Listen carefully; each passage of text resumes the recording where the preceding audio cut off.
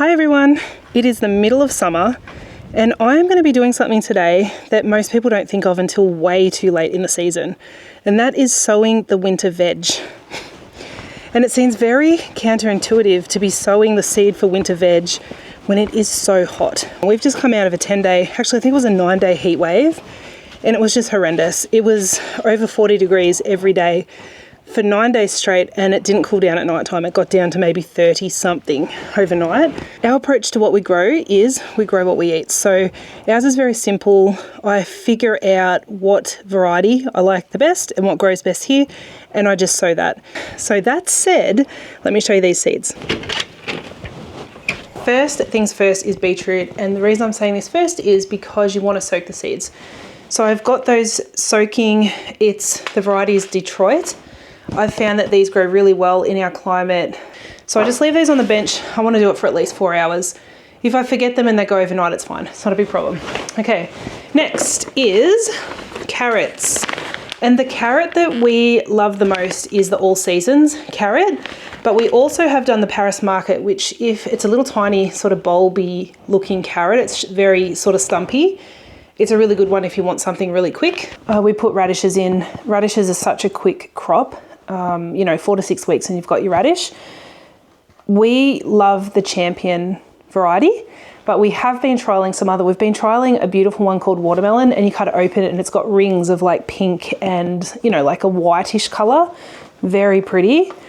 I'm doing champion today, and now Swedes, another one. So all of these ones I'm mentioning now, I'm sowing them directly into the ground. The Swedes go in direct as well. Laurentian, I don't know how to say that. I'm not good at pronouncing things, am I? So that is the Swede that's going in. And I think that's all for our direct sow. I might actually sow some baby spinach as well. We're having a lot of trouble with pests, and I'm not set up for the salad greens and the baby spinach just yet. I'll put them in and we'll just see. So the baby spinach, you can use any variety. You can just cut it early and use it for baby spinach, so when the leaves are small. So that's what's going to be sown direct.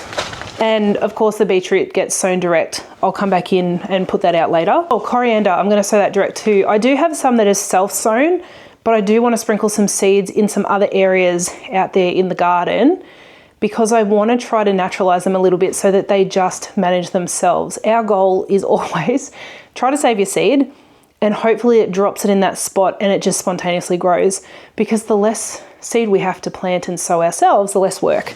Oh, and celery.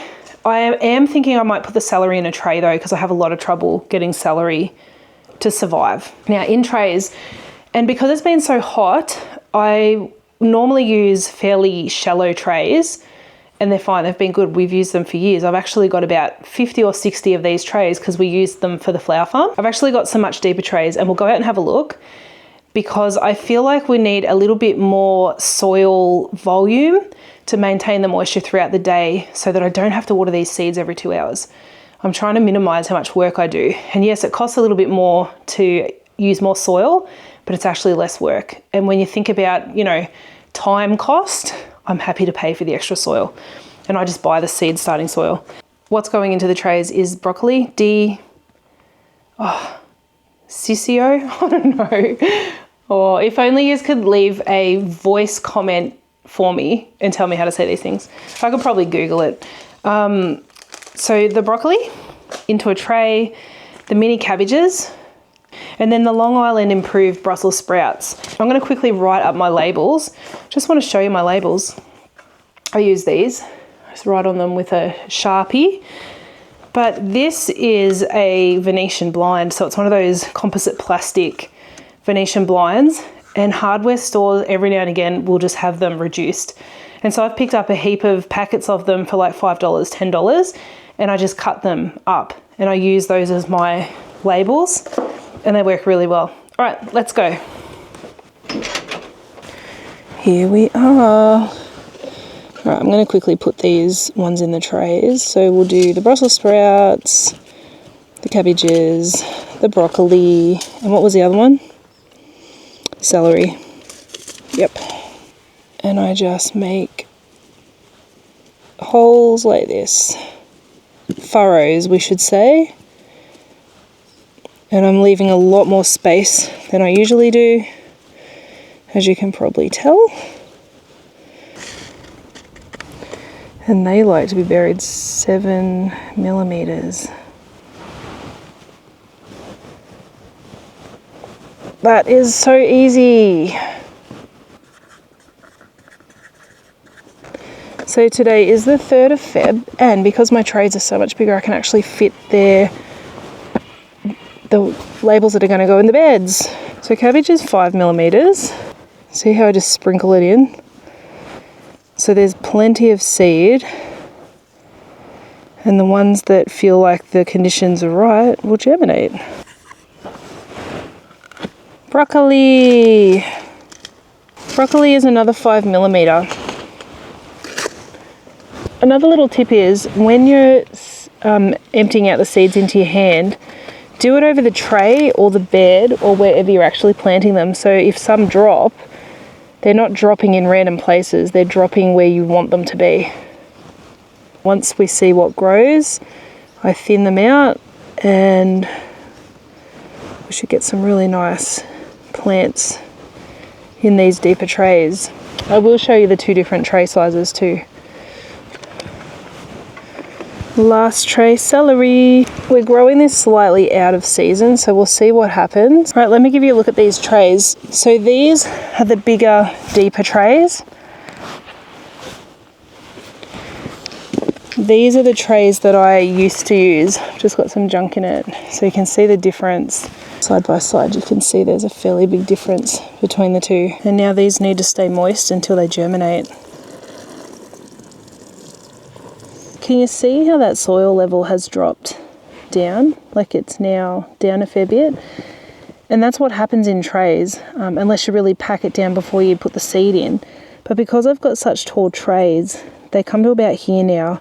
Whereas my smaller tray, this tray, sometimes it would compact down to about here. And then there's not a lot of, it's enough to grow seedlings in, but it's not a lot to hold the moisture in hot weather. All right, let's move out to the paddock. We're going to put some seeds straight into the rows.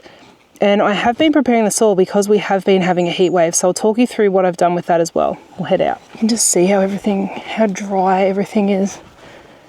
It got to the point through this heat wave that we were just watering the essentials. And we've even considered what plants we're going to lose if we had to. Because not only was it a heat wave and it was relentless and a lot of plants suffered, we also haven't had proper rain for over a year. So our dams are getting really low and it can mean we run out of water. So we had to really look around and decide what are we going to do with this property. And what we've decided is the priority is watering the food. So a lot of the gardens around the house, we've decided are going. We're just going to have trees and grass and rocks and things. And put all of our resources into the food and the flowers that we grow out here in this patch, which is my beautiful veggie patch that I fenced recently. And it actually did really well. This does get a little bit more shade up this end. It gets, I mean, there's still some morning shade going on up there and it's, you know, lunchtime. This end gets a bit more heat. But I've got a lot of plans, like it's looking really cute. I've got the fencing up like it's animal proof. We don't have to deal with deer, so it doesn't have to be so high, but we can keep out wallabies, kangaroos, hares, rabbits, things like that. If we get sheep out here, we're getting some goats. Hopefully the goats don't jump it. So it keeps everything out. Birds are a bit of a problem, but other than that, it has actually survived really well. But the section we're going over to is over here. So we're walking out of the patch and into where we used to have the flower rows. But can you see how dead everything is? Firstly, it was really hard to get a lot of it through the heat. It just didn't cope. So we've just let it die. A lot has gone to seed because I've got a lot of flowers over here that I'm saving seed from. So I've had to just leave it there. It's just got to look like that for the minute. Anything new I had in has died. And I've prepared these 2 rows. You don't really want to be putting, especially seedlings, into soil that's absolutely bone dry. So if I was putting seedlings into here, I would water everything first and then plant the seedlings and then water again. So otherwise, if you put the seedlings into dry soil, the dry soil sucks all the moisture away from those little plants straight away. We don't have to deal with that so much today because it's seed, but I didn't want to lose all the nice, you know, the bugs and the biodiversity that was in this soil over the heat wave. So we actually watered the bare soil a little bit just to keep, you know, things like the little bugs and the worms and things present in this soil. So, oh, it's been a marathon. Anyways, seeds are going in. I'm going to go get the seeds, and I think we might start with carrots. Carrots can be tricky because they do not like sunlight to germinate. So if I have trouble, sometimes I'll put cardboard over, lift the cardboard, keep it moist, put the cardboard back down until it starts to sprout, and then I take the cardboard off, which is what I might do here. Okay, so basically I just use a tool, I dig a furrow, I drop seed in, and I move on, and I just do the rows about 15 centimeters. So we're going to do the all seasons. Another tip with this, so if I were to put that in facing this way, it's facing north, which is where in Australia the direction of the sun all day will be. So when I label things, I actually turn it around to the south, so it's not having direct sun on the label all day long, and it just protects the writing a little bit better. So that's something to think about. If you're in the northern hemisphere, you would want to be facing it north so that it's away from the sun, because your sun is facing south for the day. So carrot seed doesn't go in too deep, it's about 5 millimeters. You want it deep enough that it's in. You don't want it to be able to see the sunlight. I do find the carrot seed a little bit more of a tricky one, but it's the same thing. I dig the furrow, I'll take a pinch, and I sprinkle that pinch all along that furrow, and then I close it back up. So I'm not doing anything too precise or too specific. And because that furrow is kind of rough, some of those seeds are planted at the exact right height that I want. So it's all good. And then I move along and I do the next row. So just to go over that again, I'll just clear the space, get rocks out. This was my first row. Do another row. Just dig it along, open it up. This one's tricky because I've got so much mulch in here. Take a pinch of seed, and I just sprinkle it straight into there and cover it back up. And then sprinkle a little, like I've got a little bit too much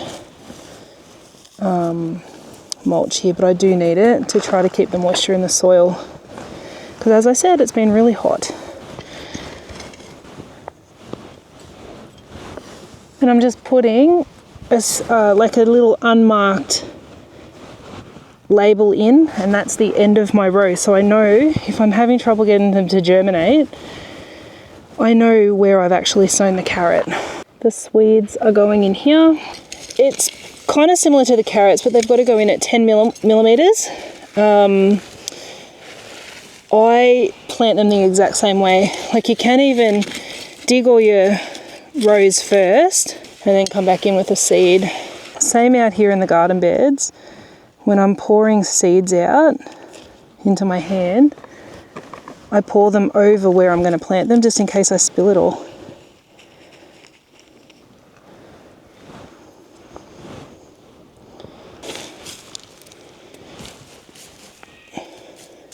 Okay, Moroni and James are the ones that love radishes. They grow so fast, so we can get a nice harvest of them really quickly. And so this is going to be my probably half a row for radishes. Now I don't want to do these too, so it's 6 millimeters, but I don't want to go too heavy on these ones. You can eat the greens from these though. So if I have to thin them out, you can eat the leaves that you're left with, which is nice. Okay. I might get the coriander in, but I can't find my seed. But I have some that's gone to seed. So I'm just going to pick it and go sprinkle it somewhere else.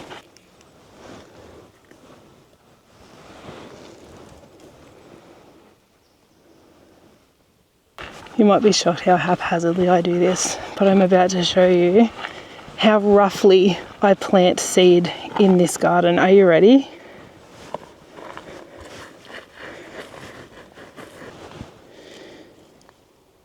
So having a Mexican husband, cilantro is a staple in our house.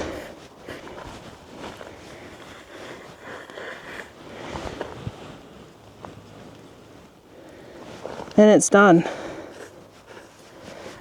It's slightly too hot for it, so I'm only doing a little bit. I'm just testing. I'm going to be pushing the boundaries and see how early I can get that planted, but where I've got that seed, it's just self-sowing. So I'm keeping an eye on the soil underneath it just to see when it starts to germinate, and then I'll make a note that's exactly when I can start planting coriander for the season.